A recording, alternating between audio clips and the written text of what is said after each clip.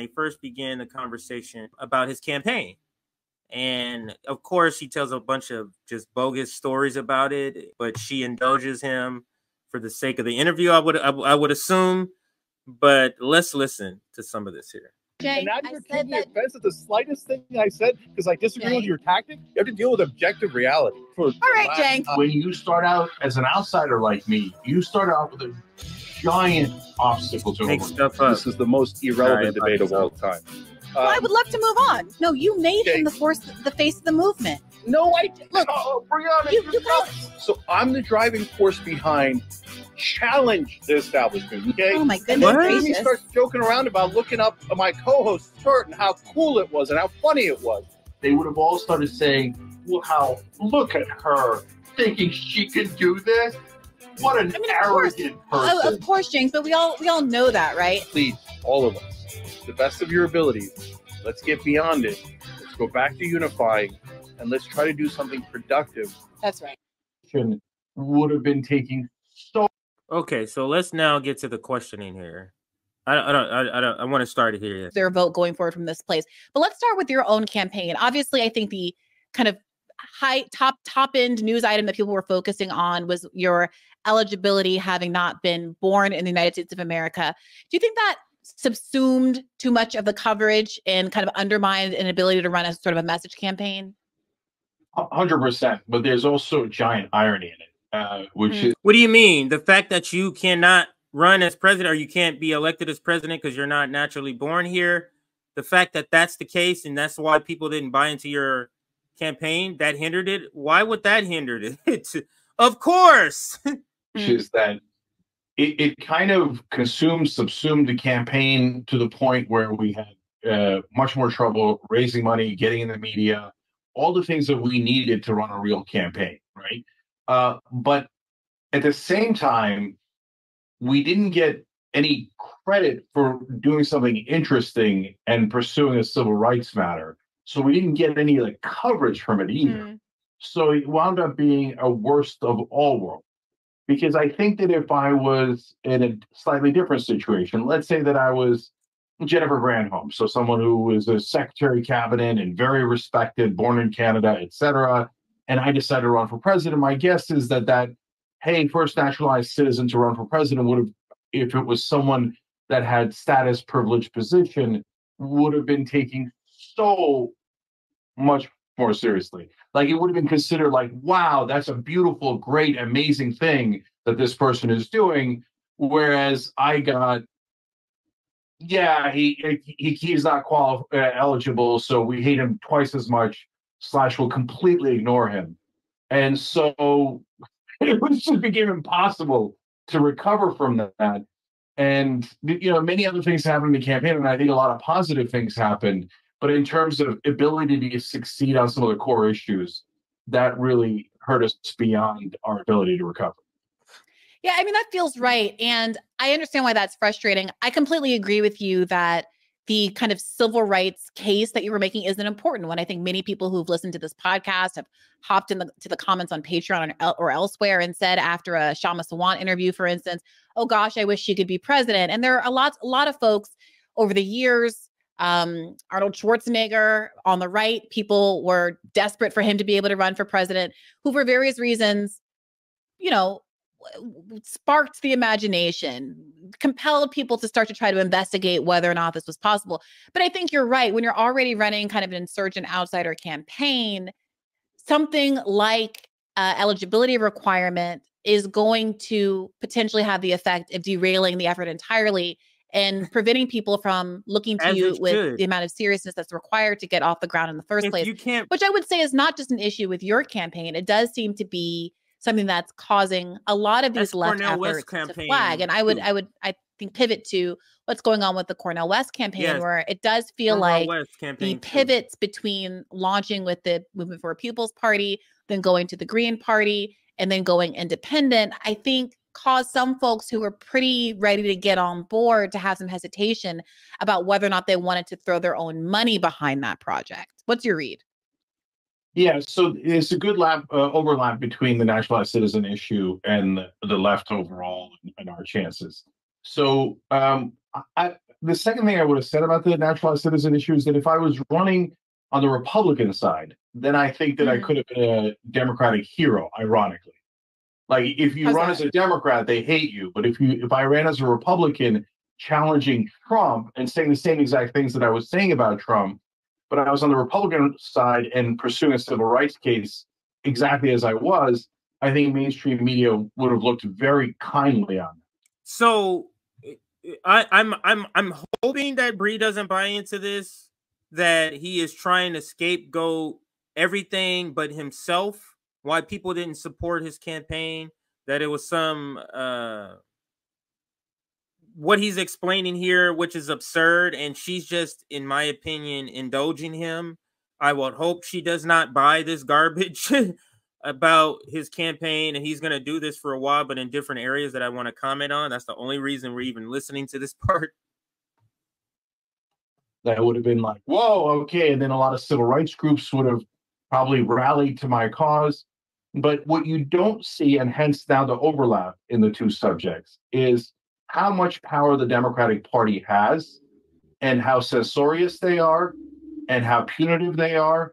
So that's behind the scenes, and only a few people like myself, Marianne Williamson, Cornel West, et cetera, have seen it. And so, for example, I would book events ranging from small things like a speech event.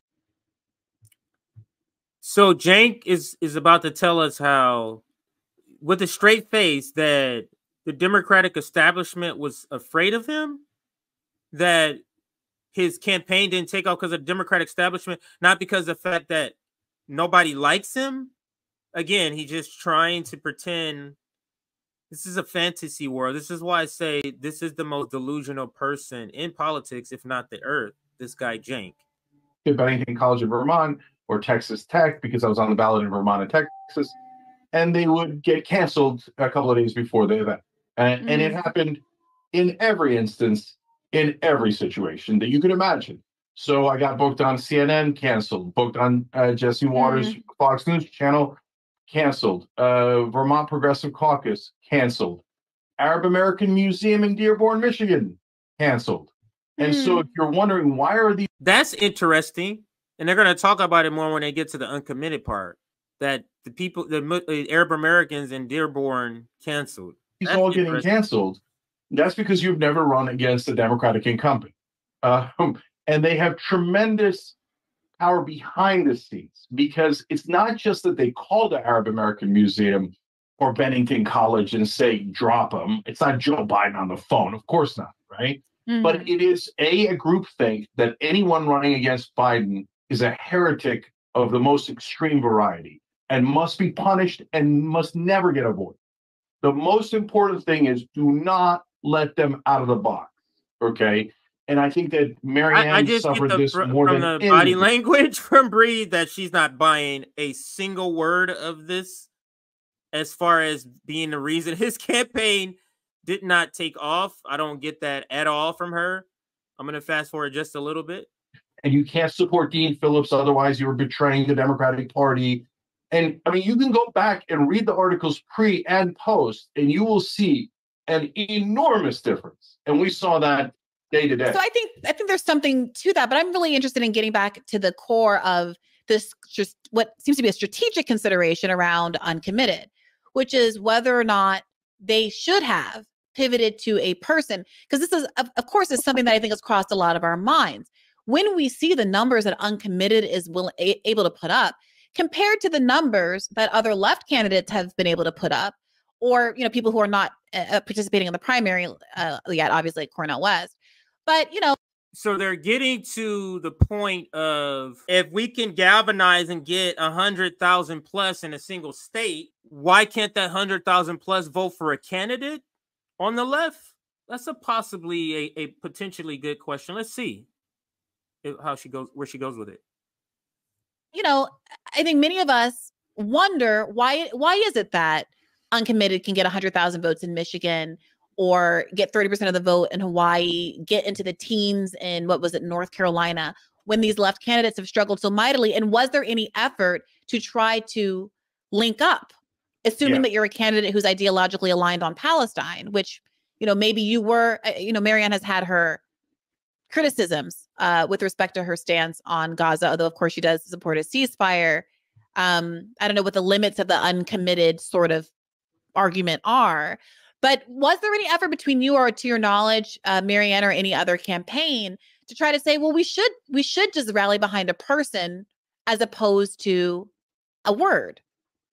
Yeah, 100%. I did. Because I don't know if he says. Let me see if he give him a chance to say it in the interview. I think he might say it in this interview. I called all the Muslim leaders I could think of and reached out to them, and they had a lot of positive words. Keep going, brother. We love you, brother. You're doing really important work, brother. Hank, and campaign. No. So what did they say to you? Like, what is it? So he reached out to Uncommitted, and they said no, as far as backing him versus Uncommitted on the ballot. That's what I'm reading from what he's saying. And she's saying, well, what was the reason why they said they wouldn't? Listen to this nonsense that he goes into. Is it to say, well, as every candidate does, there's some baggage that we don't want to be, connected with, or is there a policy point that we don't want to entangle ourselves with? What was it? Yeah, so it's a combination of factors. So, number one, when you run as an outsider, again, me, Mary. So, this is the long version, most of which he doesn't need to say. When a person starts out like this to answer a question, this is them trying to gain sympathy and get you on their side. This entire interview, Cenk paints himself as the victim. This entire interview, Cenk paints himself as the one that's getting all the establishment fired because he's the real person against Joe Biden.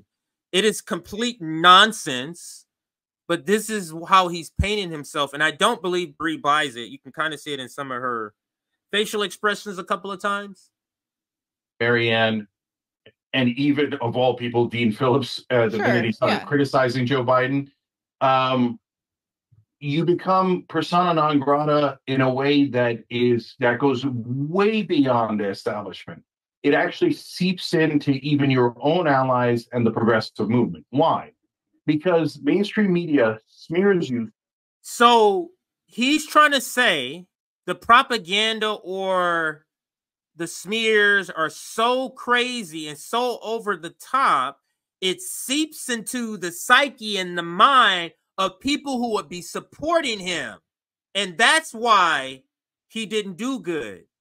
And then he says, and it's so this thinking seeped into why these Arab and Muslim groups didn't support me. That's where he's going with this. You so thoroughly that people don't know it's not true and they can't get it out of their heads. So, for example, one of the concerns that the Muslim community had, and these are all small, they're not determinative, it's a collection of things, okay, was, hey, is Cenk sufficiently pro-Muslim? And is Cenk sufficiently pro-Muslim? So this is the pushback he got. Wait a minute, Cenk. Are you sufficiently pro-Muslim? We watch your freaking content on TYT, bro. He's not. Listen to what he says. Like, he's like, what? This is such a ridiculous question. That is a spot-on question. And you would think, like, well, that's the most insane question I've ever heard. It is not. I'm born Muslim. My whole family's Muslim. None of that has to do with your advocacy. No one defends Muslim Americans or Muslims across the world in American media, arguably more than me. Or if they do, it's a tie, right? So why would they even question that? Because they read from the New York Times the last time I ran for Congress that I was anti-Muslim. The New York Times just... That you were... That's why? So they read back in the day that you were anti-Muslim, and that's why they didn't support you, Cenk? And that's why they're questioning whether you're sufficiently pro-Muslim? How about your current content on Israel? How about your content October 8th, when you weren't so pro-Arab, when you weren't so pro-Muslim, when you weren't so pro-Palestinian? They watch your content.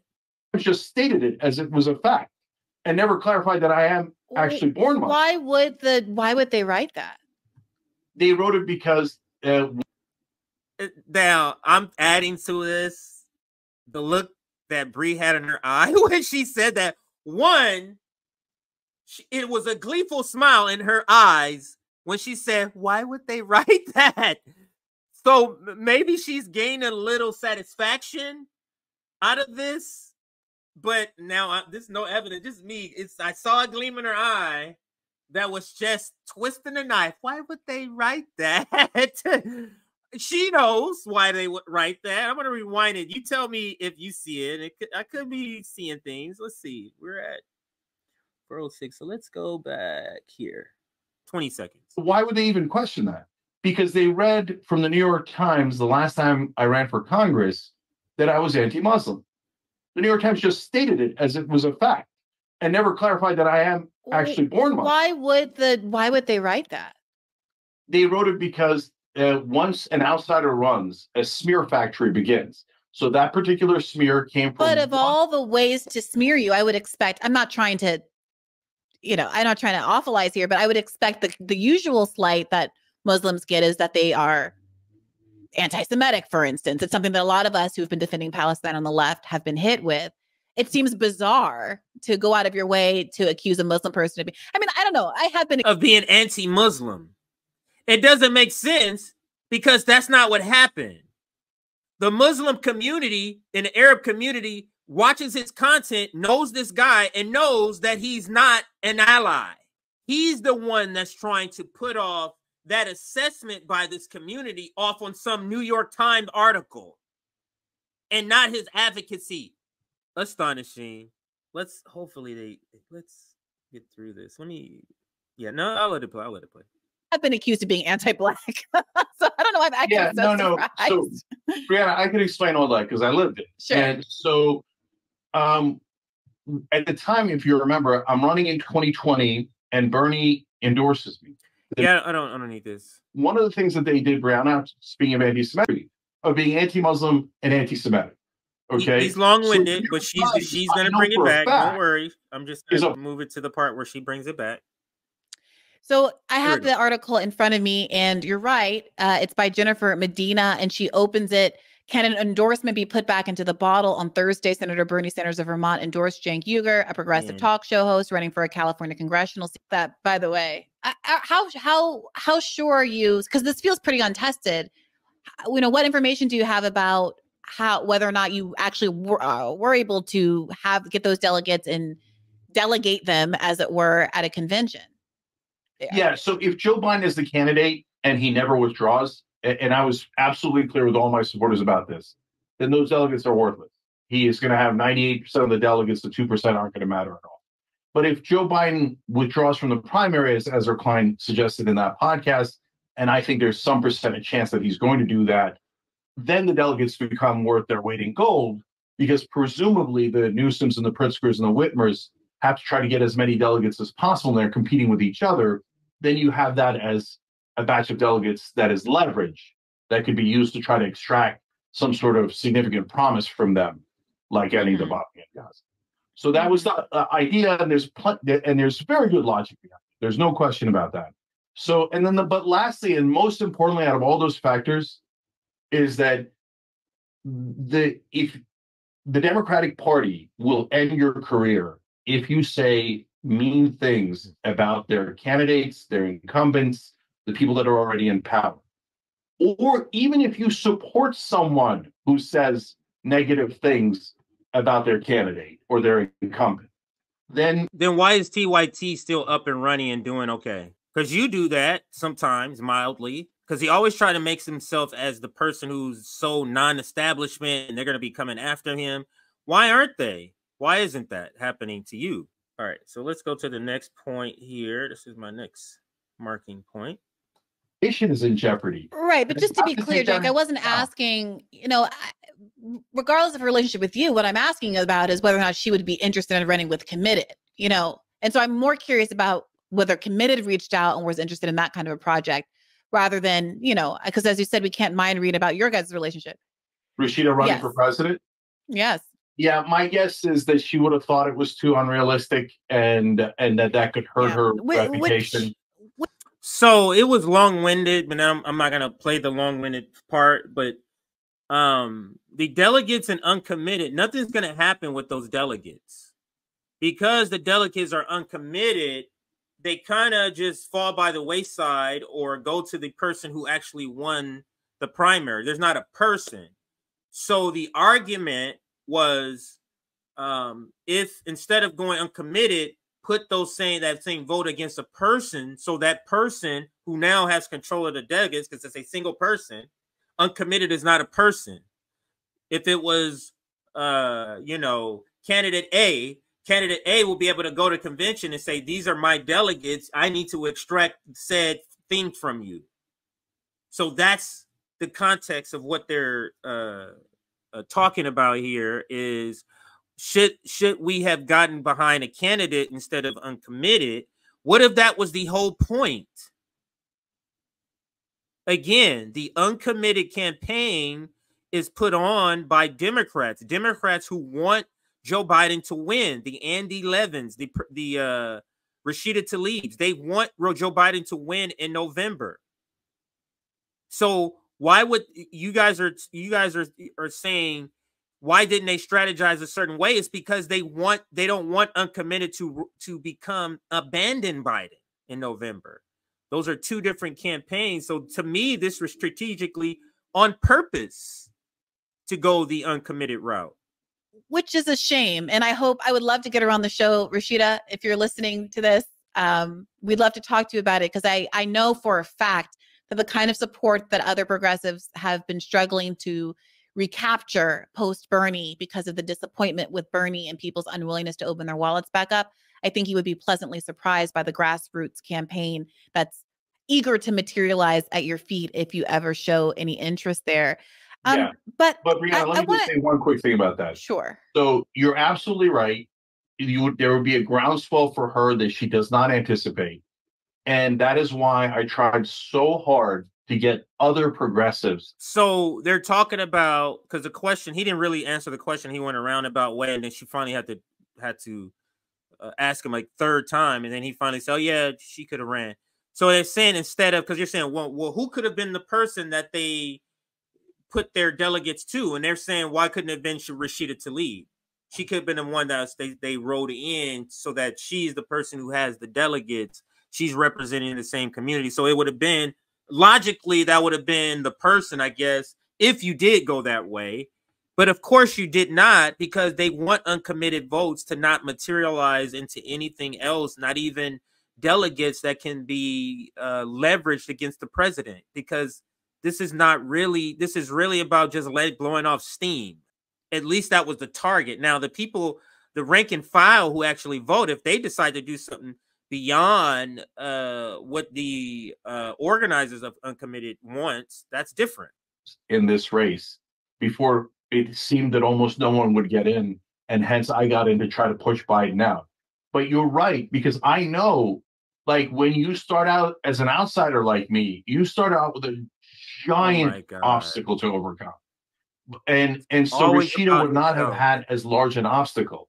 But in order to be fair to Rashida, you have to understand that she would have run into that third rail too, and they would have smeared the hell out of her. It wouldn't have just been as bad as it is today. They would have all started saying, well, look at her thinking she can do this. What an arrogant person. Of course, Cenk, but we all know that, right? And so this is a little bit of a difference that you and I have had for some time over some of these political issues. I think the left has to accept that obviously it's going to get smeared no matter what it does. And therefore, I think that should frankly not be a part of the calculation, unless the left just wants to sit on its hands and be like, we're going to just exist and do it and live with whatever the neoliberals want. We can both shut down our shows and stop talking about it all, because if we're going to say we're going to freak out if there's any resistance to us, well, then we might as well not try. There's going to be resistance. And this was, I really don't want to go down this road. This was a little bit of the argument that was being made by some folks around, force to vote, that the squad is going to be smeared. And I think some of us were saying, yes, obviously, and it's going to be on us to do what we can with independent media to protect them and rally around them and to push back. But this is a kind of a once in a generational moment where they have real leverage. Will they use it? And now similarly with Rashida Tlaib, it's like, okay, is this uncommitted campaign demonstrating is the horrific nature of what everyone's seeing on their phones in Gaza enough to galvanize a real grassroots campaign around a candidate like Rashida Tlaib? And yes, the likelihood of her winning, almost nothing.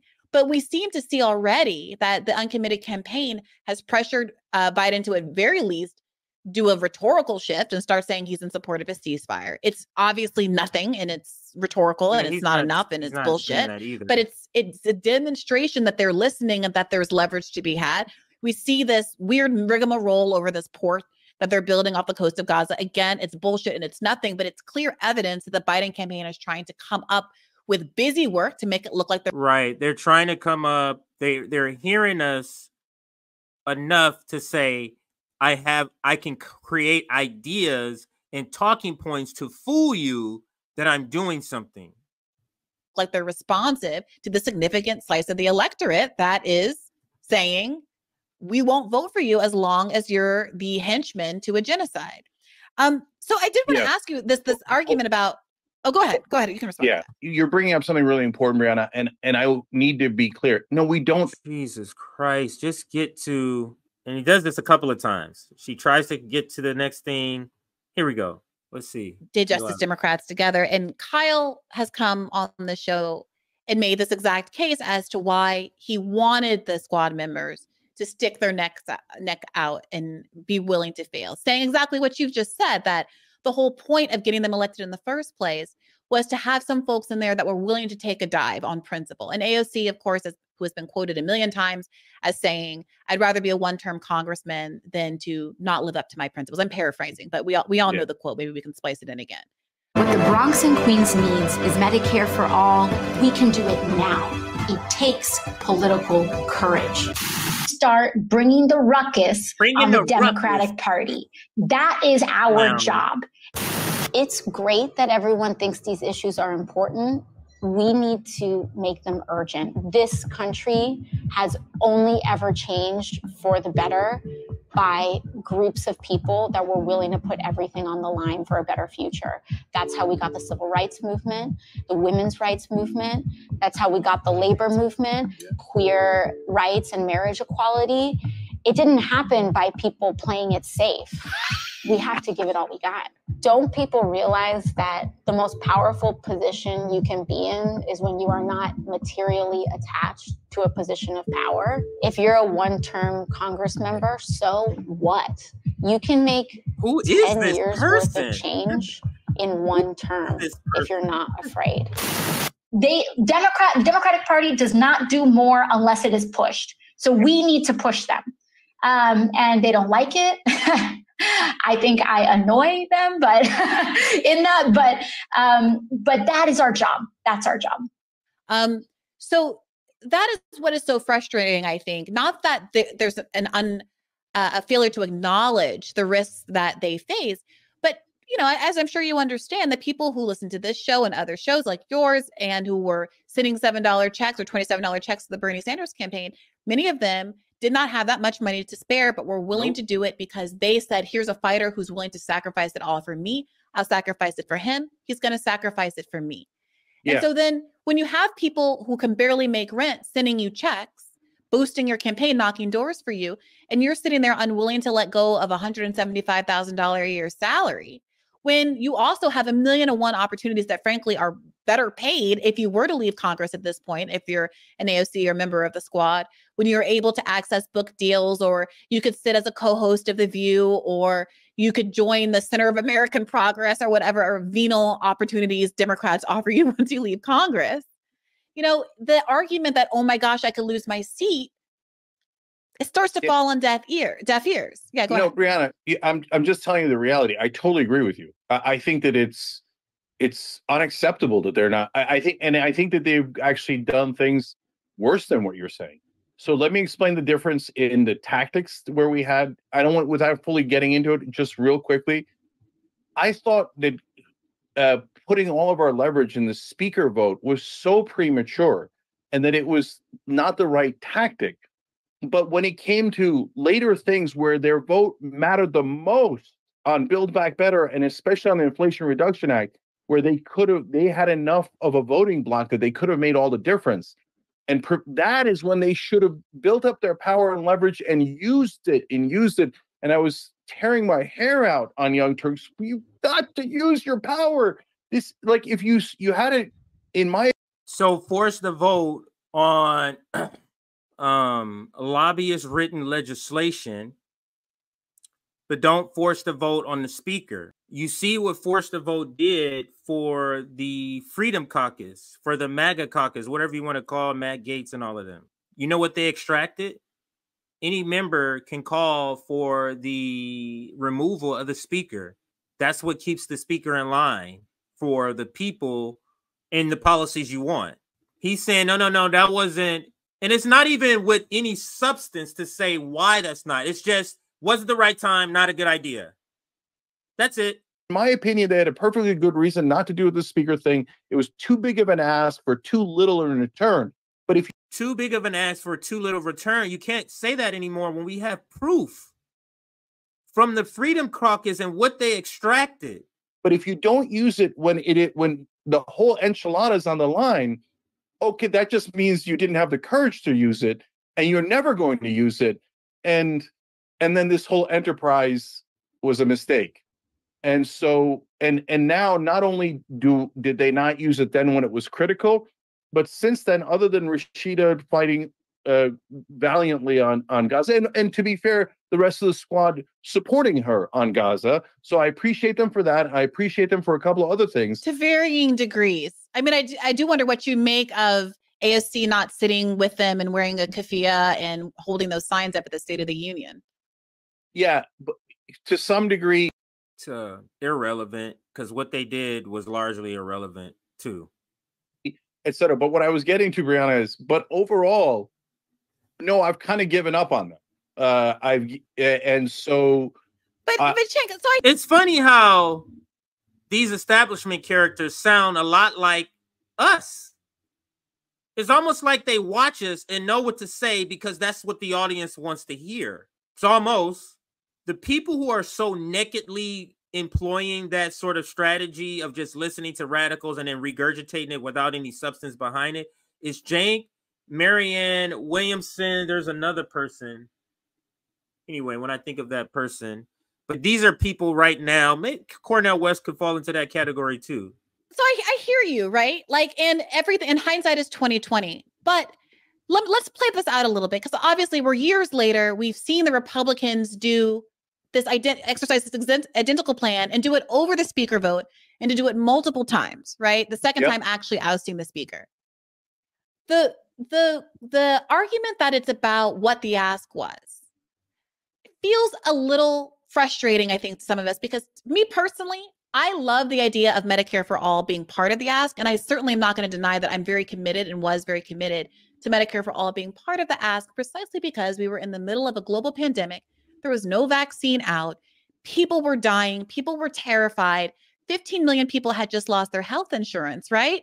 And it felt like a prime moment to be foregrounding Medicare for all at a time where Bernie had just lost. But Cenk is saying that was the absolute worst time to demand a vote on Medicare for all during a pandemic where people are dying. That's not the time, but some lobbyist written Build Back Better bill.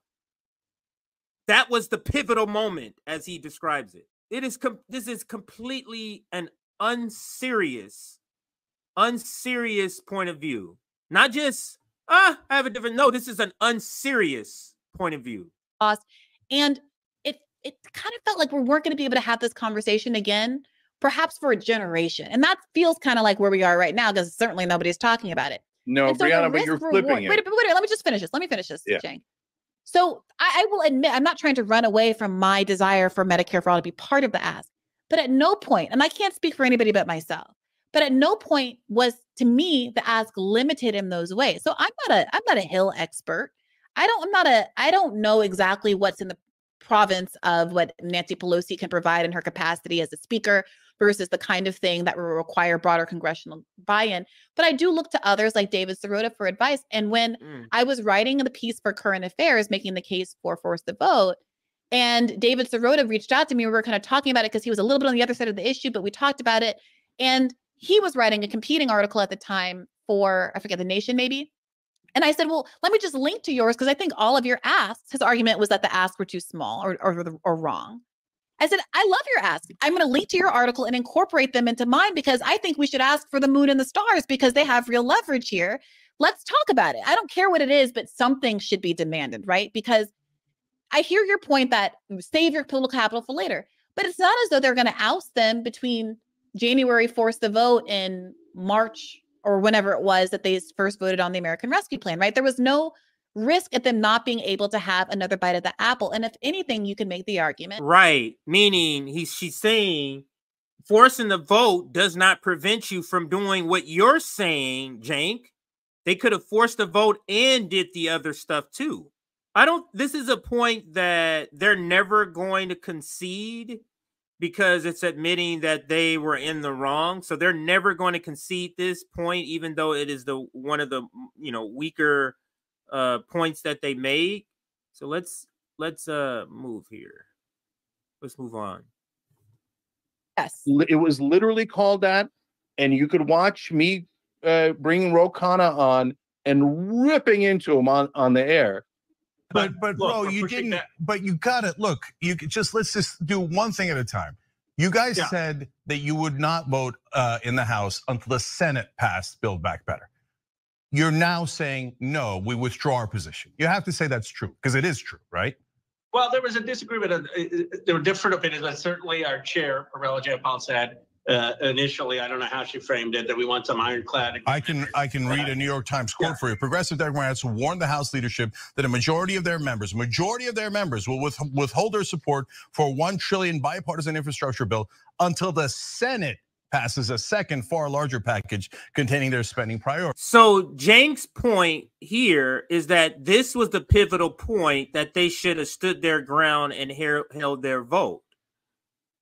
If they held their vote at the speakership, they could have made certain demands of legislation. That could have been part of the ask. Just like with the Freedom Caucus. But let's let him finish making. Let's let him finish making his point. Priorities. That's a fact. So the challenge is if we really were to hold to that, we'd have nothing. I mean, you really would then the president's agenda would not happen, and we'd move on to the next issue. But hold on, Representative Khanna, that's of course not true, right? So you wouldn't have it yet. Hold on, you wouldn't have it yet, and then what would happen next is pressure would then go back to Manchin and Sinema. And they would say, well, the progressives are holding the line, and they're doing the same exact thing that Manchin and Sinema are doing. Manchin and Sinema are drawing red lines all over you guys. And Ro, I give him a lot of credit because he's the only one that actually withstands that and comes back and is honest about it.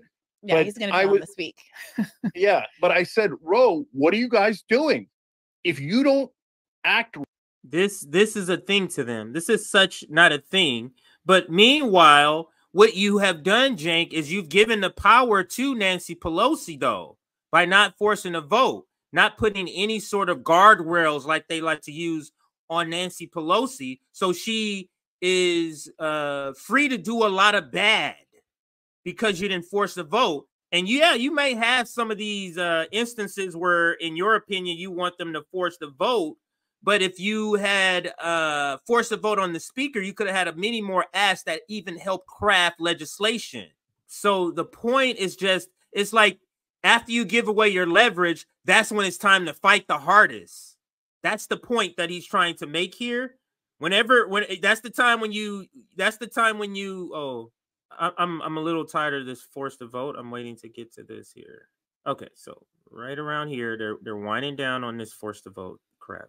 Had more of this kind of a conversation, civil and respectful and reasonable, and come to understand each other's positions a lot easier if we had just been willing to reach out to each other and talk before slinging around ad hominems. And I blame Jimmy as well for slinging around ad hominems. No, it's not as well. So let me just say this. The working class is not against using ad hominems. The working class, that's very much a part of the working class vernacular. So this sort of, because this is about civility politics. We are not a part of that. We're not a part of that.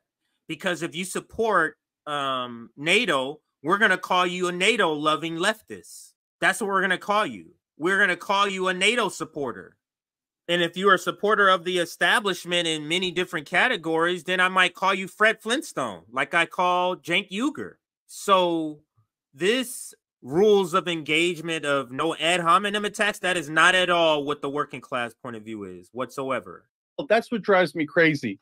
So, Brianna, can you promise me in return that the next time an ally of yours is smeared as thoroughly by a deranged lunatic as we were, and almost everyone else that disagreed, had an honest disagreement about tactics? He also said Amy Goodman might be working for the CIA. So when you have a deranged lunatic, when she has the one of the endowments that sponsors the freaking Democracy Now, you want people to overlook stuff, and they're not going to do that. This is when we're talking about these unprincipled unity is what he's talking about. No, we're not down with unprincipled unity. On your side, maybe you realize, hey, this guy's smearing everyone and turning allies into enemies. I don't want to do this. Hold on. I'm asking your allies were telling me that I was dancing on the grave of my dead friend. Your allies were smearing me all over the place too. But I just muted everybody and moved on. I didn't hold you responsible for anything else anybody else said. I muted everybody and moved on. So, Brianna, I'm never going to concede that it was 50-50. I didn't say it. He was egreged more. Two people who used to be friends, because remember, Jimmy Dore used to be on TYT. Two people who used to be friends, two people who are economically doing fine. Not even two. Those are the two people involved, but one of the two peoples want us to get involved with playing Captain Save a TYT, Captain Save a Cenk. Otherwise, we can't be in coalition with him. This is the bar that Cenk is setting for coalitionship with him. Our bar is stuff like not committing a genocide. His is not teaming up with a comedian from Southern California.